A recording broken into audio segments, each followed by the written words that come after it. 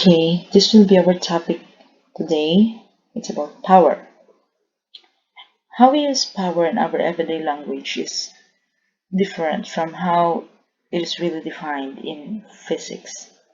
We use power like as an expression, like power kaayo, kili power. We mean it like it's strong or it's full of strength, and power kapre, like something like that.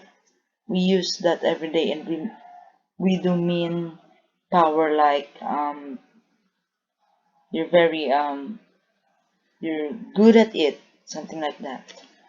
But it's different from how it is defined in physics.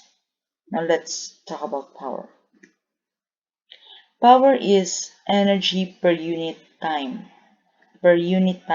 So the energy of something per unit time. So somehow it's somehow it's how we also understand power in our everyday talk. Like, kung gaano mo kabilis natapos ang isang trabaho, and we will say power kaayo ka, right? Or kung gaano kalakas yung in-exhibit mo para matapos mo yung trabaho na yun. Something like that. And power is in unit of watts. Watts was named after James Watt, and James Watt actually is the one who invented the steam engine. What is the steam engine? The one that is used to power up engines during ancient times. You know, the train using coal, that's steam because of using steam. And para magkaroon ng steam, nagagamit nila ng coal. Yung mausok masyado na train, okay, that's steam engine and was invented by James Watt. That's why the the unit of power was named after him. In formula, we can make use of this expression P or equation. P is equal to voltage times I, current. So power is equal to voltage times current. If we're going to derive this formula, we can have further equations, since we can make use of Ohm's law also. The voltage is equal to current times resistance. So we can have out of this, if we're going to substitute this Ohm's law here sa voltage, that becomes IR. So P is equal to also I squared R, current squared times the resistance. Or if we're going to derive this Ohm's law in terms of current I, which is equal to V over R, and we substitute that here, power becomes V squared divided by resistance.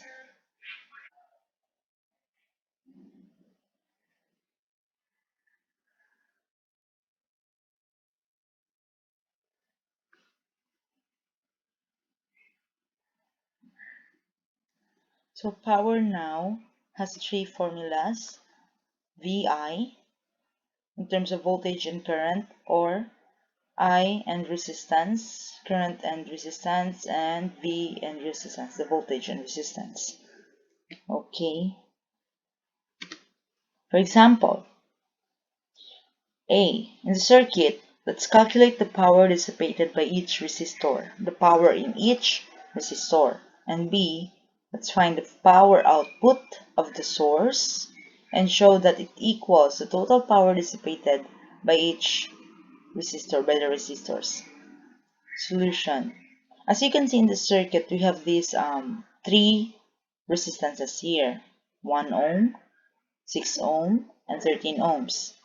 We have the voltage source of 12 volts and the flow of current, the clockwise flow of current I.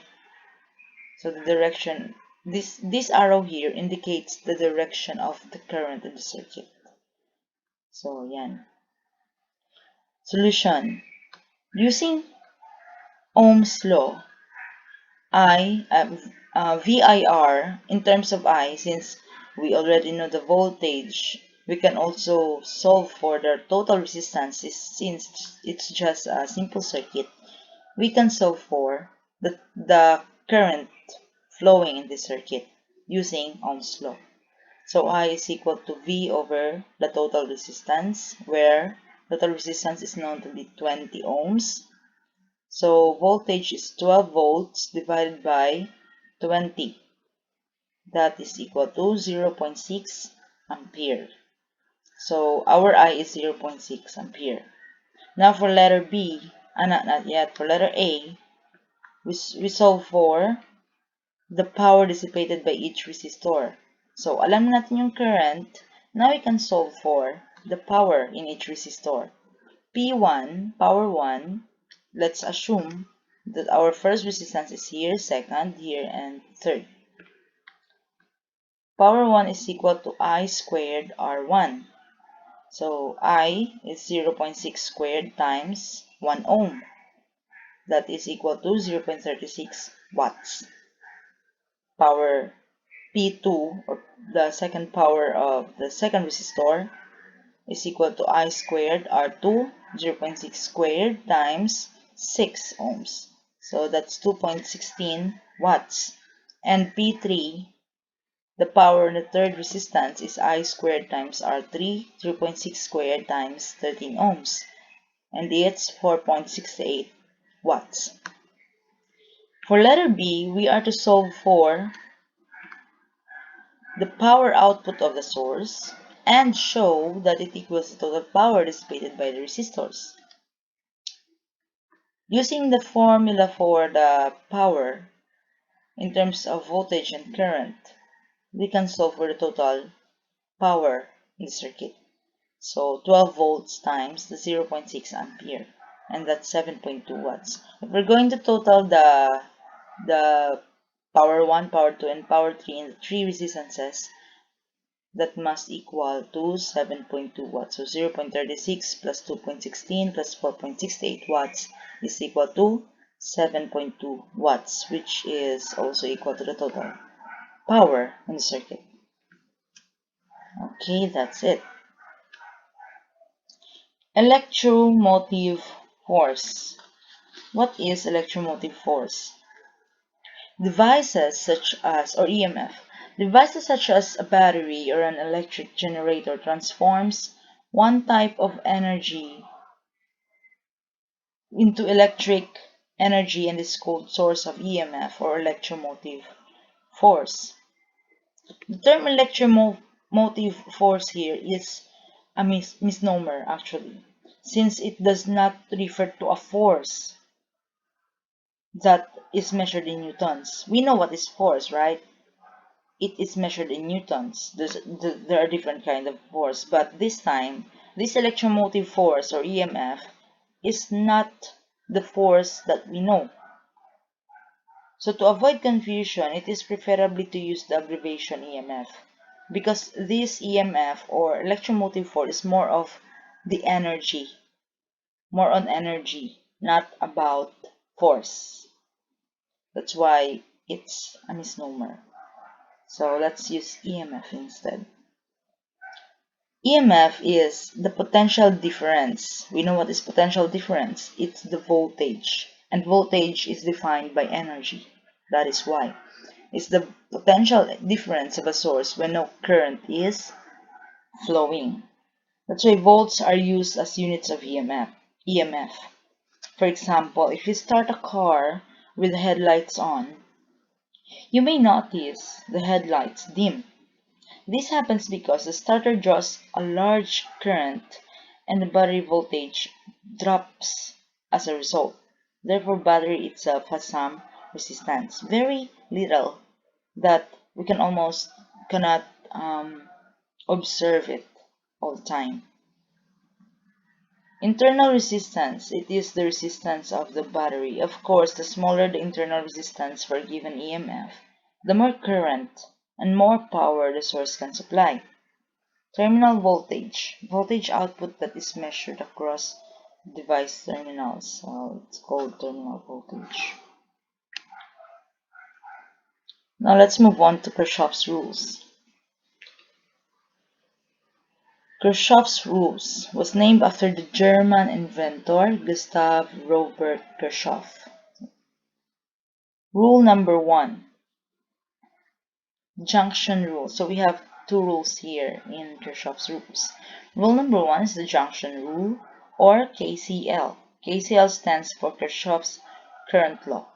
And this rule is about conservation of charge. We know that charge flows in the circuit, right? And that charge that is flowing in the circuit is current. This rule states that at any junction point, the sum of all the current entering the junction must equal the sum of all currents leaving the junction. Okay? At any junction point, again, the sum of all current entering the junction must equal the sum of all currents leaving the junction. That is, what goes in the circuit must come out. Charges that enter a junction must also leave. None is lost or gained. Current is the flow of charge, and charge is conserved. Thus, whatever charge flows into the junction must flow out, just like the illustration here. You see, this is called a junction. For example, in a circuit, this is the junction. It is where 3 or more wires are connected. So, para siyang crossing. As you can see, I1 is entering, and the leaving is I2 and I3. So that means, if we total I2 and I3, that must yield to I1. So I1 is equal to I2 plus I3, or 7 plus 4 is equal to 11 ampere. Next, the rule number 2, or the loop rule. Loop rule, or KVL, which means Kirchhoff's voltage law, is more on the conservation of energy. The other one is conservation of charge. In loop rule, it is the conservation of energy, which states that the sum of the charges in potential around any closed path of a circuit must be 0. Consider the analogy of a roller coaster. When it starts from the station, it has a particular potential energy. As it climbs the first hill, its potential energy increases. As it goes down the other side, its potential energy decreases, and when it arrives back at the starting point, it has exactly as much potential energy as it had when it started at this point. Kaya tinawag siya na loop. When we say loop, di ba, 360 degrees, isang ikot. Another way of saying this is that there was as much energy uphill as there was downhill. The same reasoning can be applied to an electric circuit. To give you an example. Okay. To give you an example for junction rule. Sa first rule muna tayo mag-give na example. Find the current passing through R3 if the voltage source supplies a current of 3 ampere. So as you can see, we have how many resistances in the circuit? We have R1, R2, and R3. Take note, we are concerned of the current, not the resistances. But we can use those resistances and voltage source to solve for the total current in the circuit, or the current passing through R3 in the circuit. Here, this one is the source of voltage, which is 10 volts. And this one, if you can see this symbol, this means flow of current, so source of current, which is 5 ampere. Now, if we're going to use KCL or junction rule to solve for I, which is passing to R3, we have to determine the current entering and the current leaving in the circuit. And we must be consistent. Currents flowing clockwise, that must be positive, and counterclockwise, negative. So for IR1, since the direction of its flow is clockwise, that means it's positive. IR1, then plus 2A, minus 2A. So, mali yan, nagkamali yan. Negative yan kasi downward, oh. It's counterclockwise. So, the flow must be negative. Negative 2A, negative yan. Minus I, since it is upward. So, parang ganun na lang, para hindi kayo mahirapan. Upward and downward flow. Kapag upward, positive, downward, negative. Upward ang 5 amperes, so it's positive. And equate that to 0. We're going to make an equation out of these currents. So, given in the circuit also, the voltage source supplies a current of 3 ampere. And the voltage source is here. And there's no other flowing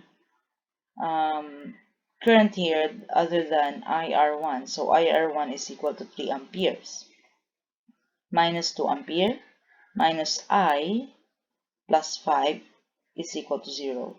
So now in our equation, there's no other unknown but I, which is the current flowing in R3.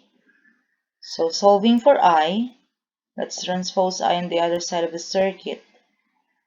That would equal to 5 plus 3 ampere minus 2 ampere. I is equal to 8 minus 2 ampere. And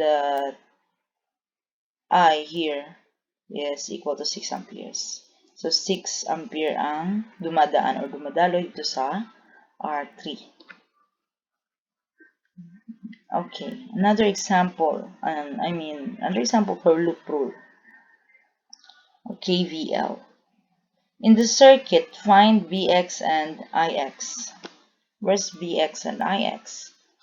We have this simple circuit. We have two voltage source, 5 volts and 7 volts. We have one resistance, 100 ohms.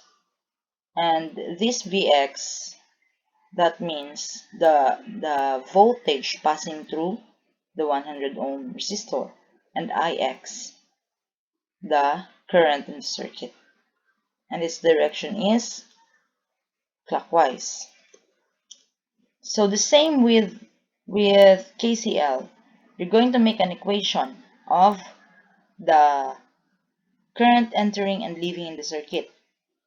So in loop rule, we're going to apply also that way. We're going to make an equation of the voltage, not the current.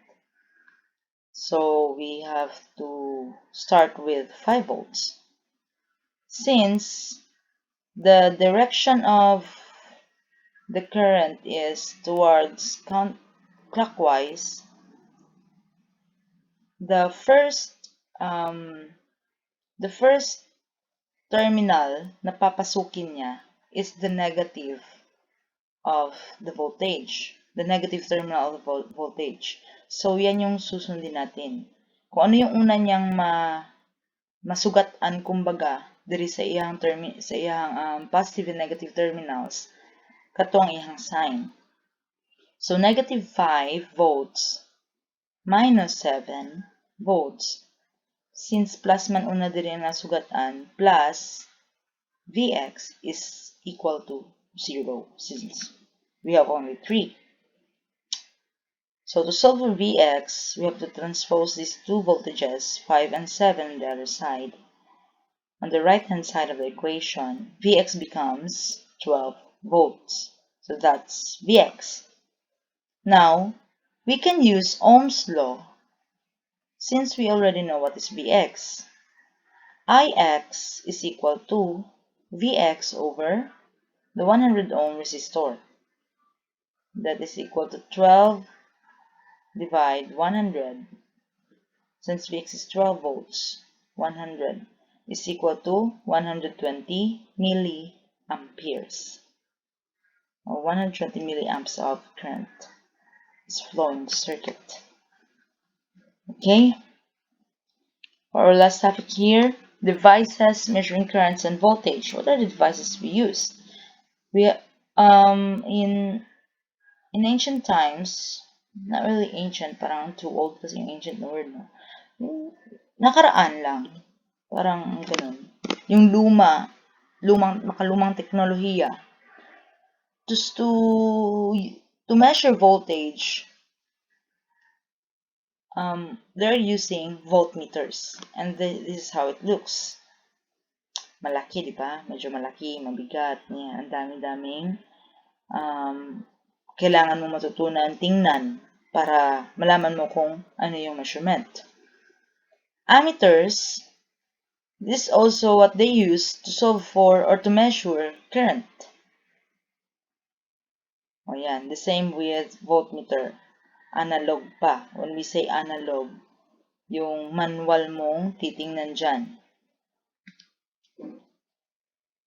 Analog meters or multimeter, however, dahan-dahan din siyang nag-evolve, kumbaga, may development, of course. Noon, separate pa lang siya. Pero ngayon, may analog meters na tayo or tinatawag multimeter, pero madalas naririnig natin siya sa labas, ginagamit nila multi-tester. Isa na siya. You can have your voltmeter here. You also can measure your current here. You can measure voltage here and current and also resistance. So, isa na siya. Have a needle that swivels to point at numbers on a scale. And it has two terminals also. The red always is the positive and the black always the negative. We also have digital meters nowadays. So, when we say digital, meron na talaga siyang numerical readouts, just like calculators. Yung hindi ka natitingin mano-mano, hindi ka natitingin manually dun sa readings. Kasi automatic na pag point mo dun sa kung ano yung mini-measure mo, lalabas na siya dyan. Though you still have to navigate the multi-tester because kung ano yung measure mo, ina-navigate mo yan kung voltage ba, current ba, o resistance. Pero automatic siya lalabas yung number. Which makes it easier. But other people using this would sometimes prefer to use analog meters, though it's very technical and manual. Kasi nga, para mas matagal itong masira compared sa digital. And another thing is yung accuracy and precision. Yun yung kanilang tinitake na dahilan kung bakit ginagamit pa rin nila nowadays ang multimeter or multi-tester. And it's much cheaper compared to digital meters. Pero pang matagalan. Okay, let's move on. Galvanometer. It is the heart of most analog meters. And there are two crucial characteristics of a galvanometer, the resistance and current sensitivity. Anong current sensitivity? Current sensitivity is the current that gives a full-scale deflection of the galvanometer's needle, the maximum current that the instrument can measure. So, hindi ka pwede na mag-supply ng as much as you want lang or mag-measure ng malalaking current dun sa galvanometer or even those sa multi-tester kasi you have to set also, halimbawa, sa outlet. We know that our outlets here in the Philippines supply 220 volts. Tapos sinet mo lang dun sa 120 yung multi-tester mo. So, ano mangyayari? Masisira yung gadget. Kasi, bigger yung yung mineasure mo, tapos sinet mo lang siya dun sa mababa. So, dapat beyond 220 para makuha mo yung i-measure mo. Hindi masisira yung fuse ng gadget. And deflection means it is due to the force of magnetic field upon a current carrying wire. So, that's the atomic view kung bakit nagkakaroon ng full-scale deflection sa current sensitivity. Okay, that's all. Thank you very much for listening. That's our last topic. Isasali ko to sa exam, and God bless. I will not give you much problem solving dun sa KCL and KVL, yung mga simple circuits lang. So anyways, meron namang meron namang choices for the answer. So hindi kayo ganun mahihirapan. I never made it.